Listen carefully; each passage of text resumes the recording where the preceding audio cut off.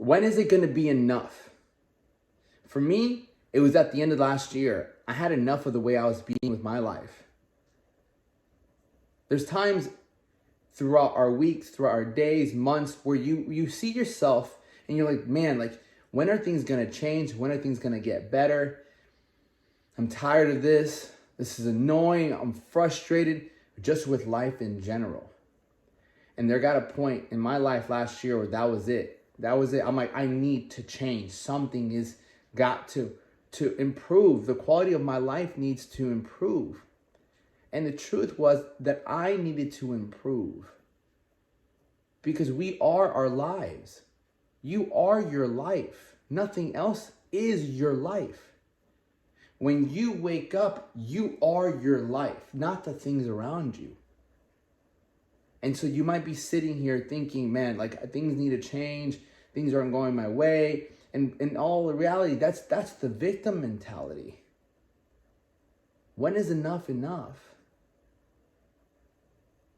When are you going to actually take the step forward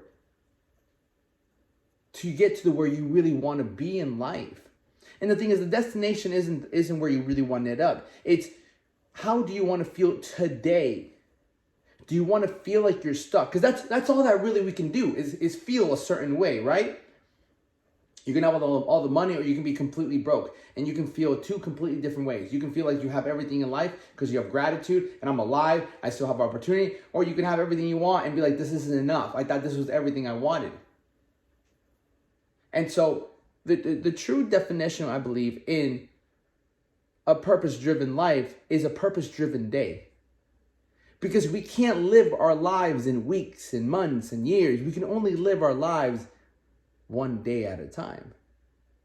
And so you ask yourself, now, today, how are you feeling? Do you feel hungry? Do you feel driven? Do you feel like you're on track? Do you feel like your life, you know the purpose, you know where you're going? Or do you feel tired, exhausted, frustrated, annoyed, disappointed? And now, feelings ebbs and flows. See, you're never going to feel a certain way for like 13 hours. You're never going to feel super happy for 13 hours. Can you feel super sad for 13 hours? Maybe. If you do, that's a very ungrateful attitude. Damn, 13 hours, there's got to be something you're happy for. And why am I saying this? It's because I was working out earlier this morning. And I went to EDC this past weekend. As you know, I saw my video right there. And truthfully, what's today? Friday. I missed my upload on Wednesday. I uploaded it on Tuesday, I think. I missed my upload yesterday or Wednesday. And I'm thinking to myself, it is what it is. And I'm like, no, my friend. Like, you made a commitment. You made a commitment to consistently post these videos. I'm like, what do you stand for? Are you consistent or are you inconsistent? Do you preach consistency, but then now you fall off? Now, is it okay to fall off? It's not good to consistently keep putting it off, because that's what happens. You start going to the gym and then you fall off for a day or two and then you put it off. Look, I fell off my wake up time Saturday and Sunday and Monday. For 3 days, I didn't wake up at 3 a.m. I stayed up till 3 a.m. And it is what it is. Come Tuesday, I woke up at 3. Come Wednesday, woke up at 3. Come Thursday, woke up at 3. Come today, I woke up at 3 a.m. I'm back. And you see, I always think to myself, this is the process that has changed my life this year. A year goes by so fast. It goes by so fast. It's incredible. It's already November. We have one more month of December. I decided to change my life and mainly myself last year in December, when I first picked up Wes Watson's book, or when I first saw a video of Wes Watson, and then I picked up his book, Non-Negotiable. And when I look back at this year, I've completely become a better person. And that's how quick your life can change if you don't take back steps. You see, from January to June, I was saying no to a lot of things that I would have said yes to the year prior. Raves, going out and drinking, smoking, hanging out with my friends. I said no to a lot of things. Then after that came June, and I had a friend of mine, and she was going to a festival. I went with her, and maybe in the future she'll be my girlfriend. Went with her. That's when I said yes. I said yes to the music, the alcohol, so on and so forth. Soon as I came back, I went back into my season of no going out, no drinking, no doing nothing, no festival, nothing, until last week. All right, 5 months later, June, July, August, September, October, November. I did 5 months of no. I'm like, no. I got to stay focused. I got to do my thing. Were they tough months? Abso-fucking-lutely. Very tough months. But we got through them. And we went and celebrated at the festival, had a great time. You see, now I'm back though, because I remember where I was last year. I was tired and frustrated and annoyed who I was. I had enough. And so if right now, if you're thinking, man, you've had enough, well, you have to understand, nothing will change if you still play the victim. Playing the victim will never change anything. Thinking, why is this happening to me? Why aren't things changing? Why am I unhappy?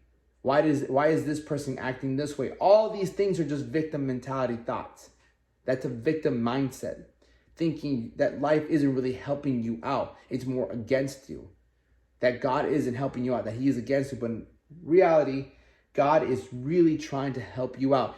And these adversities that you might not like, if you take a look at them from a perspective of how can this make me better? Because we only get better when we go through difficulties. Nothing pleasurable, nothing nice, nothing comfortable makes us grow. And you know what? I might take that back, because me going to this festival, it was a lot of pleasure. I'm not saying you can never have pleasure. I'm not saying that.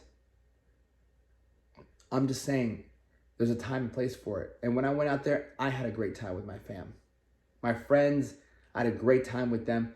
I shared memories with them. I took photos. I became a leader. It was great. I don't regret it at all. If anything, it motivated me even more, because I hadn't done it in a while. But you gotta understand that if you had enough of where you are in life, you must sacrifice things that you've been doing, and pick up new things that you really don't do as much.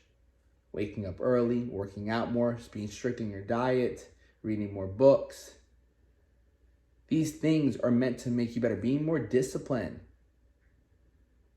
Being restricted with that diet. If you've had enough, you have to have enough of the old habits then, and pick up new habits. Get new people around you in life who are pushing forward, so that can rub off on you. But it's still going to ultimately come down to you. Nobody can do it for you. Nobody's going to come and save you and do it for you and make your life better. Nobody. Not a girl, not a best friend, nothing. You have to ultimately take the steps. And those steps will begin when you've actually had enough. When you realize that your life is not going to get better unless you do something about it, that you're going to be in the same spot next year if you don't do something. Sometimes use fear of like what you will still be to push you to move forward. Fear is not bad. Fear is actually good. It could be the arrow we need to point us in the direction that we must go in. Let's go. Enough's enough. Get after it. Much love.